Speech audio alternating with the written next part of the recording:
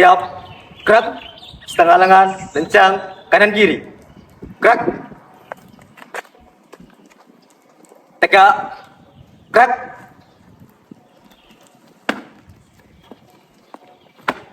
Lapor, kami kelompok 3 izin memaparkan materi tentang konsep dan kegiatan berkemah.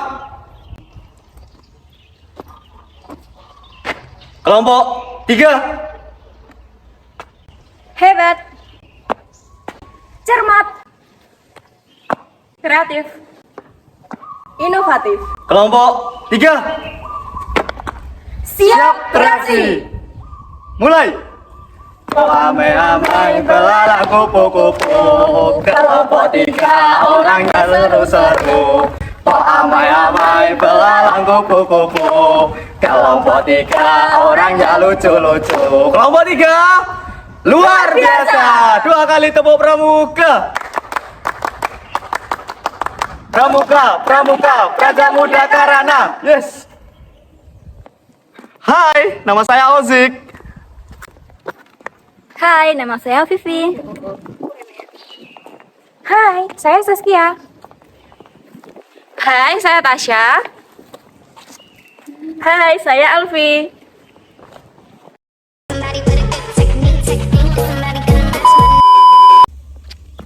Materi yang pertama yaitu pengertian perkemahan dan jenisnya. Perkemahan adalah kegiatan yang dilakukan di alam terbuka dengan mendirikan tenda sebagai tempat tinggal sementara. Tujuannya bisa bermacam-macam, seperti untuk melatih kemandirian, kerjasama, cinta alam, dan ketahanan fisik maupun mental. Perkemahan sering dilakukan oleh kelompok pramuka, siswa, mahasiswa, komunitas pencinta alam, dan organisasi lainnya. Selanjutnya yaitu jenis-jenis perkemahan.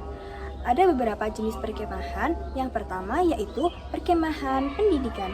Perkemahan pendidikan biasanya dilaksanakan oleh sekolah atau gugus depan pramuka di akhir pekan. Tujuannya sendiri yaitu untuk mendukung proses belajar, melatih kedisiplinan, kepemimpinan, dan kerjasama antar siswa. Contohnya sendiri yaitu perkemahan pramuka dan latihan dasar kepemimpinan. Yang kedua yaitu perkemahan rekreasi. Perkemahan rekreasi biasanya diadakan di tempat wisata alam seperti camping ground. Kegiatannya biasanya lebih santai seperti games, api unggun, dan hiburan. Contoh dari perkemahan rekreasi sendiri yaitu family camp sekolah atau class camp. Yang ketiga yaitu perkemahan sosial.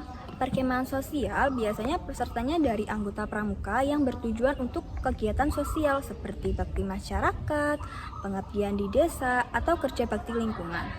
Contohnya sendiri yaitu perkemahan bakti Saka Bayangkara dan Saka Wirakartika.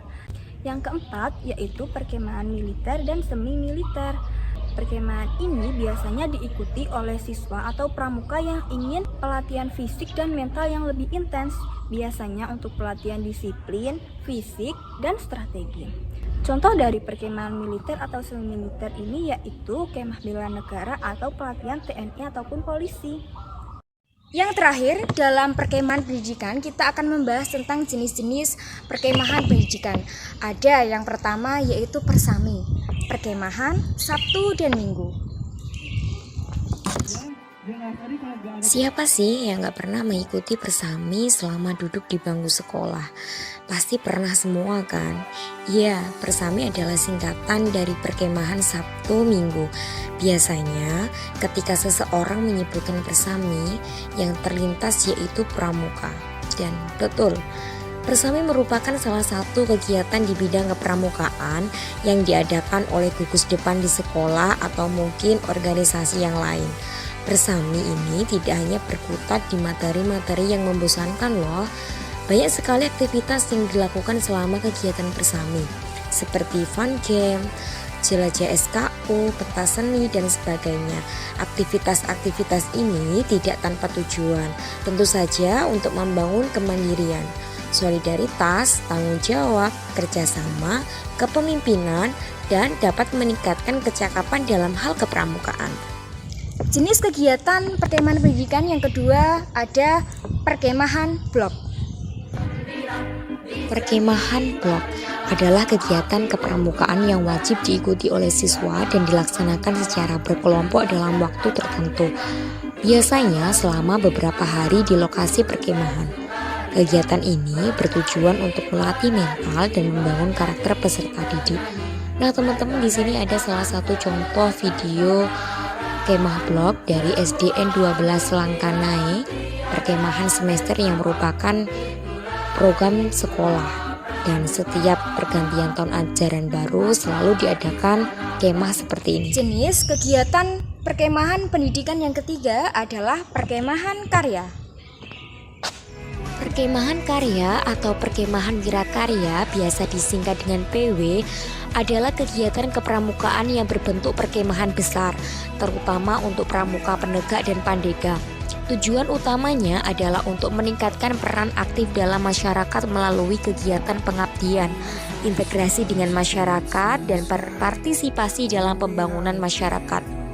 Berbagai kegiatan pengabdian kepada masyarakat seperti bakti sosial, pembangunan infrastruktur, kegiatan kesehatan, pendidikan, dan lain sebagainya.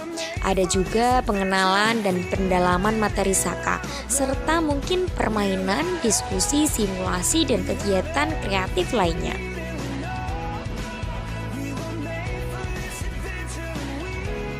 Kemudian yang keempat adalah jambore. Jambore adalah pertemuan besar para pramuka penggalang dalam bentuk perkemahan besar yang diselenggarakan oleh kuartir gerakan pramuka dari tingkat ranting hingga nasional. Bahkan tingkat dunia loh. Jambore ini merupakan kegiatan yang sangat menyenangkan dan seru karena meliputi berbagai aktivitas seperti perkemahan, materi kepramukaan, ketangkasan, permainan tradisional, api unggun, hiburan, dan pentas seni. Nah, pada tahun 2023, Kabupaten Tuban pernah menjadi tuan rumah dalam Jambore daerah di Jawa Timur, tepatnya di daerah Ngawun, Kecamatan Parengan, pada tanggal 2 Oktober 2023. Berikut adalah contoh video jambore di tingkat daerah. Kemudian jenis perkemahan pendidikan yang terakhir ada kemah ilmiah atau studi lapangan.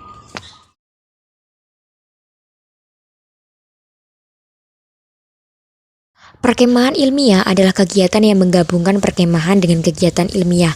Biasanya ditujukan untuk remaja ataupun siswa. Kegiatan ini bertujuan untuk meningkatkan minat dan kemampuan di bidang ilmu pengetahuan dan penelitian, serta membimbing mereka dalam melaksanakan penelitian ilmiah terkait lingkungan sekitar.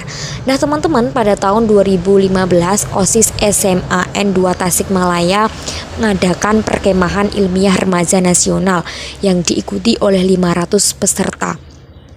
Kegiatan ini merupakan pemberian materi metodologi penelitian dalam kelas di bidang ilmu pengetahuan alam, ilmu pengetahuan sosial dan kemanusiaan, serta ilmu pengetahuan teknik. Materi yang ketiga, persiapan perkemahan. Berkemah merupakan salah satu kegiatan luar ruangan yang sangat seru dan penuh dengan tantangan.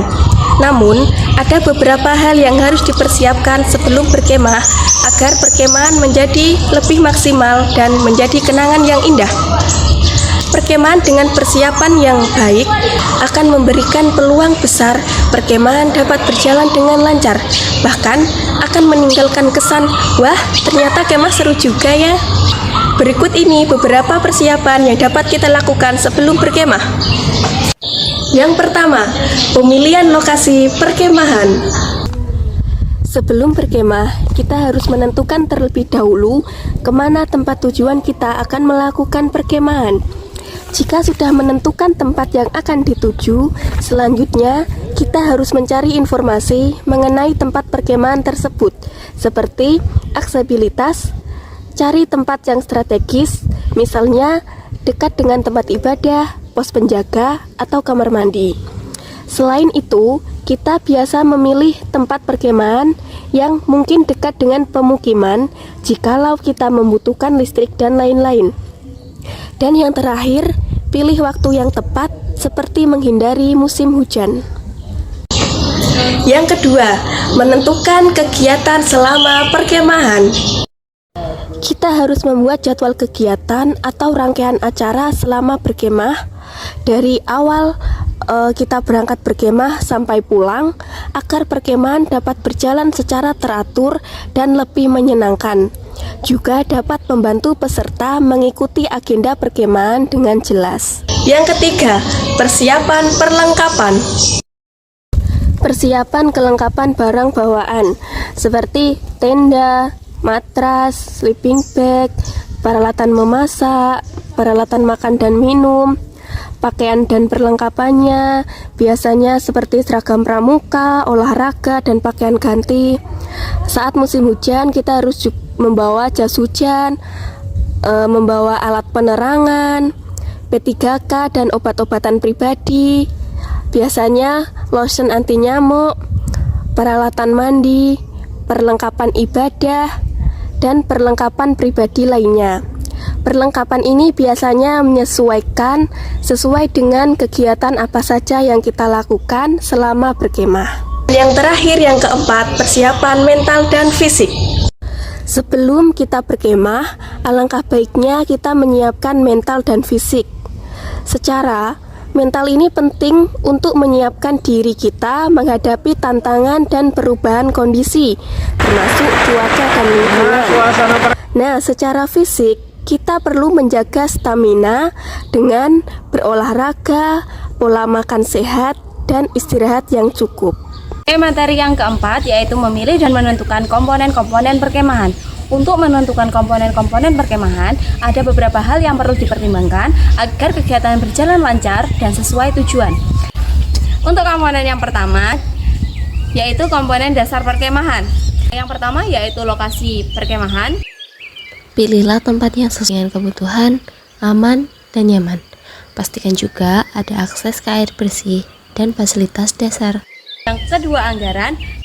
Tentukanlah anggaran untuk perlengkapan, komunikasi, transportasi, dan kebutuhan lainnya. Yang ketiga, jumlah peserta. Pastikan semua peserta terdata dan tahu detail dari perkemahan. Yang keempat, tenda dan tempat tinggal. Pilihlah tenda yang berkualitas, serta perlengkapan tempat tinggal yang sesuai dengan cuaca dan kondisi lokasi. Dan yang kelima, perlengkapan memasak. Perlengkapan memasak itu seperti kompor portable, alat masak, peralatan makanan, dan bahan makanan yang praktis. Yang keenam, keamanan. Peralatan seperti kotak P3K, lampu senter, dan alat komunikasi untuk keadaan darurat. Yang ketujuh, kegiatan. Tentukanlah aktivitas seperti hiking atau edukasi alam, api unggun, dan permainan kelompok. Kemudian yang kedelapan yaitu ketersediaan air. Penting juga untuk membawa air yang cukup atau bisa juga memastikan sumber air terdekat. Kemudian komponen yang kedua yaitu komponen tambahan. Yang pertama yaitu peralatan navigasi. Contohnya seperti peta, kompas, atau GPS. Kemudian dekorasi dan tema. Apabila perkemahan memiliki tema khusus, bisa juga ditambahkan atribut dekoratif. Kemudian dokumentasi. Untuk dokumentasi bisa menggunakan kamera ataupun alat perekam untuk mengabadikan momen. Kemudian yang terakhir yaitu jadwal kegiatan. Buatlah jadwal terstruktur untuk membantu peserta mengikuti agenda dengan jelas. Sekian apa yang sudah kami paparkan, semoga bisa bermanfaat dan bisa kalian pahami semuanya. Saya akhiri. Wassalamualaikum warahmatullahi wabarakatuh. Salam Pramuka. Salam.